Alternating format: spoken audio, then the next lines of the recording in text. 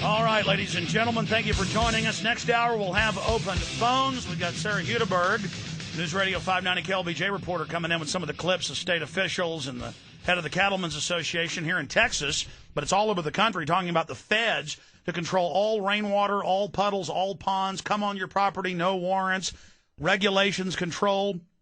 That all ties into just the total federal takeover. But first, before we go to Dr. Paul Craig Roberts, introduce him, I wanted to have him hear this. Now, again, we started covering this Monday, Tuesday, Wednesday. Then Ron Paul came in and said, yes, the bill does set up a financial dictatorship for the private Federal Reserve. Now Napolitano, I think in 2 minutes, really sums it up for people out there that aren't aware of this, because there's hardly any news coverage of the so-called Federal Reserve reform. I mean, there's lots of coverage of it. People are talking about it, but they're saying we have to have it or we're all dead. Give the bankers that caused the crisis more power. And then meanwhile, when you actually look at the bill, well, I think Napolitano breaks it down, so here it is. I'm Judge Andrew Napolitano, and the verdict is coming on President Barack Obama's historic plan to overhaul and regulate our financial institutions. Here's the question. What is left out of this proposal is, and what we deserve to know is, who will regulate the Federal Reserve? What will become of clauses in the Constitution that prohibit the very type of regulation the president wants? And what is now the meaning of the word free in free market? Here are the facts. All right, the bias of the drafters of this proposal is that the government knows best. The Constitution should not be an obstacle to the egalitarian goals of the government, and no private behavior is beyond the government's reach of its huge hand. The essence of the proposal is to give the Federal Reserve the authority to regulate any aspect of any firms that, in its discretion, its sole discretion, could adversely affect the economy if they fail. The Fed would thus be the only unregulated private entity on the planet. This private, super secret bank, half of whose board is appointed by the president, is the most secret aspect in all of the government. Think about it. The job of the CIA is to steal and to keep secrets. But we know more about the CIA than we do the Federal Reserve. The Federal Reserve is a private, completely unregulated bank into which the Obama administration proposes to repose all regulatory authority, from the compensation of executives to the investments companies make, to the location of their franchises. Are you ready for this? To the amount of fat in McDonald's cheeseburgers, without appeal and without stating reasons for the regulations. All grouped investments, even if the investors own the group, like hedge funds, like you and your neighbors getting together to buy a house, will be subject to the Fed's new rules. All state-chartered banks will now be subject to the Fed. All businesses, whether financial in nature or not, that are owned by any financial institutions shall be subject to the Fed. Even mom and pop shops and stores, if, in the Fed's opinion, could fail, and thus produce systemic harm to the economy, shall be subject to the rule of the Fed. All right, and it goes on from there. It's up on Infowars.com and PrisonPlanet.com. Now, I would add, I go on this show with Napolitano a few times, and he comes on mine. It's an internet show. People keep thinking I'm on Fox. No, they're not putting me on Fox. They know everybody already knows on the internet, so they'll have this on the internet program that people think watching it is on Fox TV. It's not. Why isn't this on Fox Television when Napolitano's on there? See, that's why we're pushing to make sure people at least know what's happening. Dr. Paul Craig Roberts is a best-selling author. His latest book, and its newest edition, is The Tyranny of Good Intentions, getting into the whole police-state control grid in the courts. And he, of course, is a former Wall Street Journal editor, the head of policy, number 2, the father of Reaganomics under Ronald Reagan. And so he can speak briefly to what's happening with the economy. Then I want to get into why he's really here. Iran. He's written some of the most in-depth, insightful articles we've seen about what's really happening there. Dr. Paul Craig Roberts, always great to have you with us. Thank you, Alex.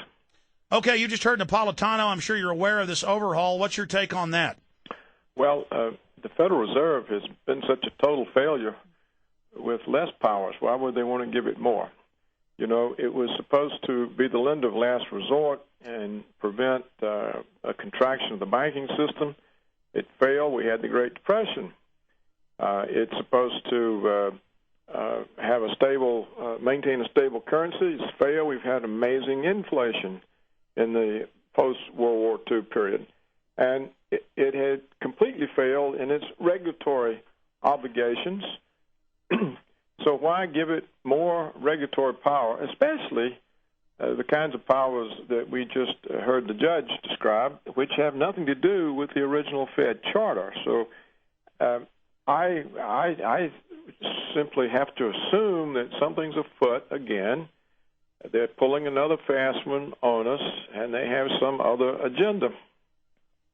Well, I agree with you. And imagine if the FBI or the courts or the Congress or the president said, and I've read the bill, it's actually worse than Napolitano said. It said anything that affects a financial structure we can take over. It's even worse. It's everything.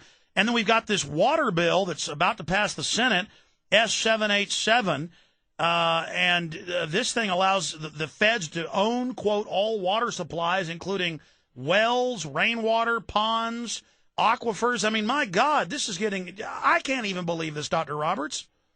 Yeah, well, it is an amazing grab of power, and why they're doing that is not clear either. I do know some years back when they were persecuting people for building on lots for which they had state permits, and the feds would come in and say, no, there's a wetland, and they were using this a bill that had the term in it, the navigable waters of the United States.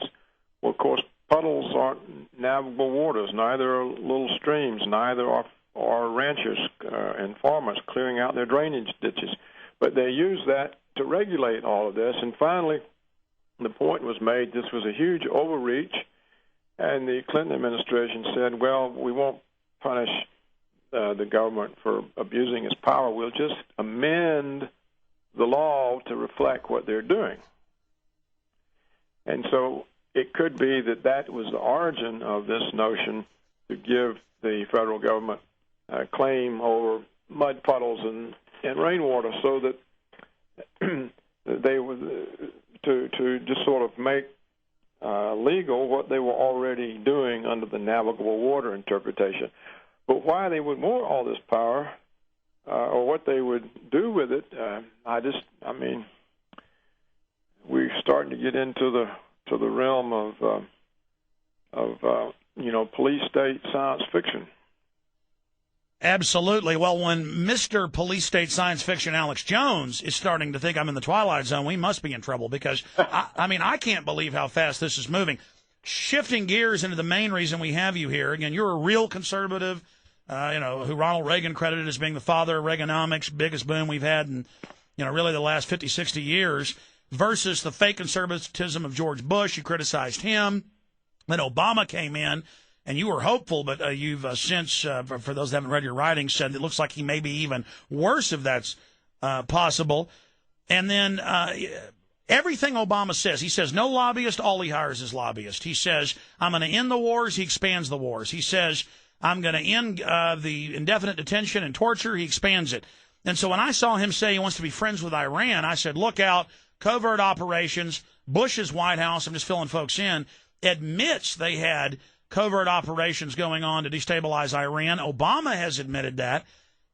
Clearly, they're in there trying to foment things. I don't know who won the election either way, but certainly I agree with the articles you've been writing for your syndicated column, that regardless, our media is using this as a way to get the American people behind attacking Iran. So can you break down the facts? And plus, what you predicted days ago has now come out when we come back.